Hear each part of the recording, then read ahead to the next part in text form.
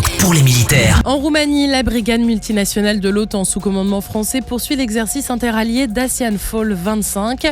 Toute la semaine, les unités ont été engagées sur le terrain. Après des entraînements au niveau section et compagnie, les bataillons ont enchaîné 5 jours d'exercice, force contre force, alternant mission offensive et défensive dans un scénario de combat de haute intensité.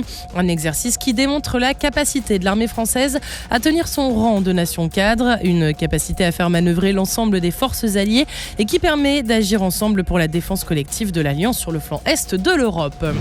Direction maintenant l'Estonie où des éléments du bataillon multinational de l'OTAN ont mené un entraînement conjoint avec l'Estonian Defence League près de Rudja. 2 sections françaises et leurs partenaires estoniens ont formé des unités mixtes pour infiltrer une zone forestière, lancer un assaut sur les tranchées ennemies et puis fortifier les positions conquises. En Pologne, la France poursuit sa contribution à la mission d'assistance militaire de l'Union européenne avec 3 stages clés pour renforcer les capacités des forces ukrainiennes.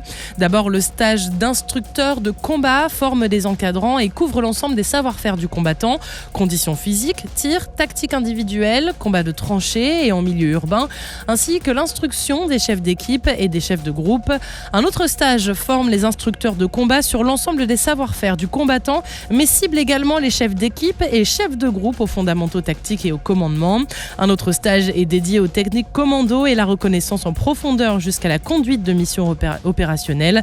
Et enfin, un 3e module s'adresse aux chefs de groupe du génie pour la lutte contre les explosifs comprenant des phases de détection, de neutralisation d'explosifs et des réactions à maîtriser face aux mines et techniques de destruction en insistant également sur la pédagogie de l'enseignement de ces techniques. Et enfin, au large de Toulon, l'exercice franco-marocain Chebec 25 bat son plein. Depuis début novembre, la frégate Mohamed VI, une frégate légère furtive française, et un groupement de plongeurs démineurs enchaînent les manœuvres en Méditerranée dans un scénario de lutte contre les trafics illicites. Un exercice qui permet d'entretenir la capacité à intervenir efficacement ensemble. Et puis parallèlement, en Tunisie, un bâtiment de soutien français a mené plusieurs activités conjointes avec le patrouilleur tunisien Sifax, comme des plongées sous coque, des visites croisées et des manœuvres conjointes qui permettent de consolider la coopération maritime entre partenaires opérant dans cette zone d'importance stratégique. Sur terre, sur mer, comme dans les airs. Skyrock PLM, en équipe avec Cuneo, la mutuelle des forces armées.